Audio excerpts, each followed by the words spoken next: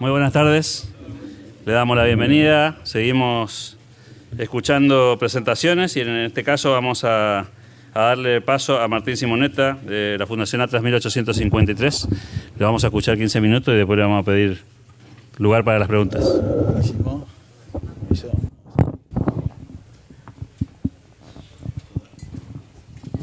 Bueno, ¿qué tal? ¿Cómo están ustedes?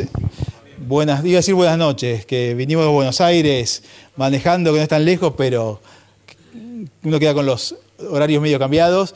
Bueno, un placer estar aquí hoy, acá compartiendo en el ámbito de este congreso de la Escuela Austríaca de Economía. Quiero agradecer mucho a la Fundación Bases, a Federico Fernández por organizar este evento bianual, ¿no? Que es una luz que nos ilumina, nos da energías, a veces en contextos complejos, para promover las ideas que defendemos, que profesamos.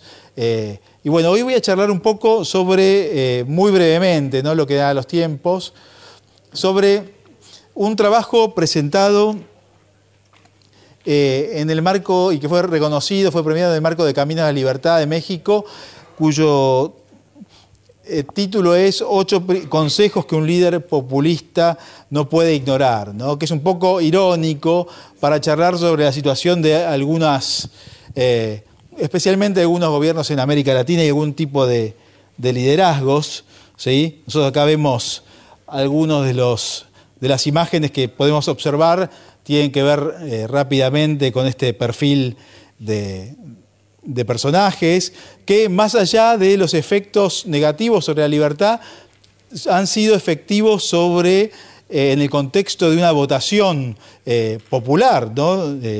Así que también vemos en general, cuando vamos a hablar un poco también, si tenemos tiempo, de Trump, que si bien tiene otro perfil de ideas, apela a algunas herramientas similares. Algunas ideas que vamos a charlar tienen que ver con un libro que publiqué hace algunos años, que si lo googlean lo pueden descargar, Psicoeconomía, Economía de los Sentimientos Humanos, ¿no? Porque tiene que ver toda esta forma de actuar con algunos principios psicológicos y económicos vinculados, ¿no? Y como decíamos, vamos a charlar un poco sobre estos 8 consejos que un líder populista no puede ignorar. Para comenzar, un primer principio es: quítele a los pocos ricos y reparta a los muchos pobres, ¿no? Este principio, que en un contexto de gobierno limitado no se puede hacer porque hay restricciones de otros poderes, restricciones parlamentarias o de la justicia. Pero en caso de no existir estas restricciones, es muy fácil, digamos, aplicar el principio 80-20 de Wilfredo Pareto, asesor de Mussolini, ¿no? Que él lo que le decía a Mussolini: mirá, un 80% de la población tiene el 20% de las riquezas y un 20% tiene el 80%. Si vos querés ganar apoyo, lo que tenés que hacer es sacarle al 20% y dárselo al 80%, ¿no? Y dada la ausencia de restricciones institucionales, esto fue lo que aplicó Mussolini con rentabilidad política, ¿sí? Perdés un 20% de los votos, pero ganás el 80%, con efectos de mediano y largo plazo desde el punto de vista económico, ¿no? Pero por un rato sirve, digamos, políticamente, y podés quedar bien con las masas a un precio relativamente interesante, ¿no? Un segundo punto, que acá no sé si hay de Ecuador o Venezuela, bueno, vamos a charlar, ¿no? Financie el gasto de su gobierno con materias primas, ¿sí? En el caso argentino, bueno, los argentinos hemos visto terminar por ahora, por lo menos, la era acá de los Kirchner y lo que han sido, digamos, el peso de los ingresos por impuesto a las exportaciones agropecuarias, por ejemplo, que se querían incrementar y eternizar. Y digamos, estos perfiles de mandatarios tratan de financiarse a través de los ingresos de materias primas, por eso apelan a nacionalizaciones o apelan a recursos ya nacionalizados. Por eso regímenes como los de Venezuela o los de Ecuador bailan al ritmo de la variación de los precios internacionales de los commodities, ¿no? Venezuela Chávez estaba en una situación cuando el precio del barril de petróleo se encontraba a $150, otra cuando estaba cerca de 30, otra cuando está ahora Maduro cerca de los 70, etcétera, ¿no? Pero es un ingreso extraordinario que permite manejarse de una forma bastante alejada de la realidad de la economía local, porque justamente muchos hablan de lo que son las petrodictaduras, ¿sí? Uno tendería a decir, es una bendición tener recursos naturales como el petróleo, ¿sí? Pero en muchos casos vemos que es una maldición tener recursos naturales en manos del Estado, ¿no? Podemos hablar muchísimo al respecto de esto. De hecho, por ejemplo, Guillermo Yates, quien es presidente honorario de la Fundación Atlas, escribió un libro llamado El robo del subsuelo respecto de cómo los efectos de la propiedad no privada de las riquezas del subsuelo, en el caso argentino y de América Latina, impiden que se desarrollen áreas economías que se podrían desarrollar y a la vez tienen efectos institucionales que pueden ser gravísimos, ¿sí? Por eso abajo ponemos de acá, puede fallar porque los precios de las materias primas varían mucho, ¿no? Y acá no quiero dedicar tanto tiempo porque no hay mucho tiempo, pero cuando hablamos de república bananera, este concepto de república bananera, o república petrolera, o república sojera, digamos, anda bien cuando el precio internacional de este commodity anda bien, ¿no? Pero la diferencia entre una república bananera y una república no bananera es que justamente genera una certidumbre institucional para incentivar la inversión de mediano y largo plazo. Cuando no hay certidumbre institucional, cuando no hay protección de los derechos de propiedad privada, básicamente hay pocos incentivos a tomar el riesgo de invertir en el largo plazo. En consecuencia, se eterniza este perfil adicto a las materias primas, ¿no? Otro punto que tiene que ver menos con lo económico, pero que es bastante interesante porque se repite de forma muy interesante en este perfil de gobiernos, es el de eche culpas y genere conflictos, ¿no? Como una recomendación al mandatario. Digamos, este perfil de mandatarios recurren siempre a lo que decimos en Argentina, meter culpas, echar culpas, ¿sí? Lo que nos pasa, lo negativo tiene que ver con el imperialismo, con el exterior, la riqueza de los ricos es la causa de la pobreza de los pobres, ¿sí? Los países fronterizos son enemigos, y siempre hay una concepción de suma cero en las relaciones, ¿no? Que acá hay un tema bastante interesante para estudiar desde el punto de vista psicológico y psiquiátrico, ¿no? Porque en el fondo hay una convicción de estos mandatarios de que los demás están bien porque ellos están mal porque los demás están bien, ¿no? Con lo cual, para otro tema, para otro momento sería muy interesante analizar el perfil psicológico, psiquiátrico de los populistas demagógicos, ¿no? Nos podemos hacer una fiesta con eso, ¿no? Pensemos Cristina Kirchner, Néstor, Correa, Evo, Chávez, Maduro. Sería realmente muy, muy interesante, ¿no? Entonces, y esto lo vemos también en algunos principios utilizados por el nazismo, ¿no? Como los principios de Goebbels, porque ellos no lo inventaron, sino que lo tomaron de tradiciones populistas de otro perfil, y me refiero muy rápidamente, ¿no? A esto, la vulgarización, toda la propaganda debe ser popular, adaptando su nivel al menos inteligente de los individuos que va a recibir este mensaje. Por eso recibimos en Argentina, digamos, Argentina pierde el Mundial y la culpa es del Fondo Monetario, ¿sí? Y la gente lo cree, hace una marcha y bloquea la 9 de julio. Es así, es patético, pero realmente es así. La orquestación, la propaganda debe limitarse a un número pequeño de ideas y repetirlas incansablemente. Pocas ideas simples, repetir, ¿no? La existencia de un enemigo único, ¿sí? El campo en el caso argentino, ¿sí? El imperialismo, Estados Unidos, ¿sí? Siempre un enemigo único, malo, que es la causa de todos los problemas, ¿sí? La transposición, que es, si no puedes negar las malas noticias, inventa otras que las distraigan. La izquierda es muy hábil en el manejo de este tipo de recomendaciones. La exageración, ¿sí? Convirtamos las noticias en amenazas graves. ¿sí? Siempre tratando de correr el foco y correr las responsabilidades, ¿no? Por eso, y ahora vamos a charlar un poco más al respecto, no es conveniente para los liderazgos populistas terminar con la pobreza. A mayor pobreza es mucho más fácil gobernar, ¿sí?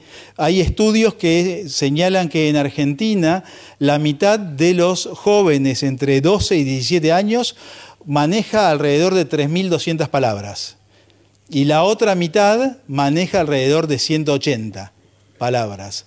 Esto nos da una idea, un indicador de la diferencia cultural, la diferencia de nutrición del embarazo, dicen algunos médicos incluso, con todas las implicancias profundas que podemos ver en las sociedades, ¿no? Otro punto es, otra recomendación, no dirija su mensaje a la razón de los ciudadanos, sino a las emociones del pueblo, ¿sí? Nosotros podemos hablar de varias obras que se dedican a analizar en profundidad esto, pero es mucho más sencillo, más fácil dirigirnos a las emociones, ¿sí? Que a la razón de las personas, que es procesada neurológicamente por el lóbulo prefrontal. Las masas utilizan un menor grado del lóbulo prefrontal para el análisis de sus mensajes, con lo cual, volvemos a lo anterior, es mucho más fácil vender verdades falsas, ¿sí? Los votos valen igual, sea una persona rica, pobre, educada, no educada. Entonces, si queremos maximizar votos, estudiamos dónde está el sector más vulnerable y atacamos con nuestro mensaje a ese ámbito, ¿no? Por eso también la comunicación a las emociones, ¿sí? Pensemos en cualquier populista que nos venga a la mente y nos vendrán imágenes al cerebro de el populista besando a un bebé, acariciando chicos pobres, repartiendo comida, bailando, etcétera, etcétera. Esto va directo a las emociones y de repente una persona lamentablemente con menor nivel adquisitivo y digamos, y un nivel socioeconómico menos favorable, no comprende mensajes más complejos como conceptos como el déficit fiscal, por ejemplo, ¿sí? ¿Cómo vamos? ¿Sí? Vamos rápido, bueno, pues salteamos a Gramsci, pero es interesante. El quinto punto, la quinta recomendación al líder populista es: haga crecer mucho, pero mucho el gasto público, ¿sí? Haga crecer el gasto público, genere estructuras enormes de empleados y beneficiarios, ¿sí? De este gasto público, porque van a ser votos potenciales. Hay provincias como en la Argentina, como Formosa, donde más de la mitad de las personas que trabajan en el sector público, con lo cual hay una tendencia muy fuerte a votar al oficialismo, sea cual fuere, ¿no? Sexto punto, concentre el poder. ¿Sí? La división de poderes puede debilitar su liderazgo, ¿no? La división de poderes para los populistas es una excusa, es apenas una forma que se debe superar, ¿sí? Séptimo punto, como charlábamos antes, eternice la pobreza, ¿sí? Eternice la pobreza, como decíamos antes, haga que los sectores más humildes sean adictos a usted, que los consideren santos, salvadores, ¿sí? Que tengan imágenes como aquí en Argentina tienen muchos sectores bajos que le rezan a Santa Evita, Eva, la esposa de Perón, ¿sí? Esta explicación por el lado de lo no racional es mucho más frecuente en este tipo de actores, sin una demostración causa-efecto. Octavo, usted es el salvador de su pueblo, ¿no? Convénzase de que usted está... Todo lo que haga va a ser para que su pueblo esté mejor, ¿sí? Aplíquelo y no tenga miedo de violar ninguna de las normas institucionales que lo restringen. Esta es una muy breve síntesis y un par de cositas más que tienen que ver con esto. Hay un libro muy interesante de Lawrence Harrison que se titula El subdesarrollo está en la mente, ¿no? Para hablar de las causas profundas del subdesarrollo. Y también en este sentido, Douglas North se refiere él explica el crecimiento económico o no crecimiento económico a través de las instituciones. Y de las instituciones formales, como reglas, las formales como constitución, leyes, etcétera, y las informales como los valores, hábitos, costumbres, y sobre esto trabajan los populistas, sobre las instituciones informales. Acá, bueno, esto ya lo habrán visto 1000 veces, la relación entre libertad económica e ingreso per cápita, y acá algunas de las obras mencionadas. Pero bueno, para finalizar, digamos, los líderes populistas apelan a este tipo de vínculos, a esta visión de suma cero, vínculos no demostrados científicamente, y apuntan a los sectores de niveles más bajos, donde tienen una masividad y una masa crítica mucho más accesible para recibir un mensaje sin un fundamento demasiado profundo. Bueno, muchísimas gracias y nos seguimos viendo.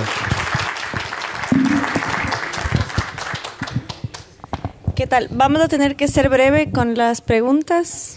¿Alguien tiene una? Sí, sí. Acá, Martín. Sí. Acá. Sí. Bueno, muy buena la presentación. Quería preguntarte si estás trabajando en los 7 u 8 puntos que debería usar un no populista para enfrentar a lo populista. ¿Qué debe usar, perdón? Un no populista para enfrentar a un populista y ganar en las elecciones. Bueno, realmente es muy difícil, y acá algunas reflexiones respecto del gobierno actual, ¿no? Si uno quiere ganar una elección, tiene que jugar con las reglas de juego existentes. Pero por eso unas veces, algunas críticas que se le hacen al presidente Macri, por ejemplo, es que es muy eficiente y efectivo al aplicar el Durán-Barbismo para ganar elecciones. La pregunta es si esas mismas reglas se pueden aplicar a la hora de gobernar, ¿no? Y digamos, si uno va midiendo segundo a segundo qué es lo que quiere la gente, finalmente termina no haciendo nada, ¿no? Y tal vez la figura del líder es la que ve más allá del corto plazo, arriesga, apuesta, sacrifica, invierte capital político para ganar desde una visión de largo plazo, ¿no? Pero estas son algunas de las preguntas al respecto, pero es un tema para reflexionar, es muy interesante. Ok, bueno, primero Martín, excelente exposición. Yo quisiera preguntarte lo siguiente. Imagino que los Kirchners utilizaron tus reglas by the book, o sea, las siguieron todas, pero al final del día esto terminó. ¿A qué crees que se debe que haya terminado esa temporada, al menos de estos particulares políticos, y que ahora tengan un gobierno algo diferente en Argentina? Bueno, es una muy buena pregunta.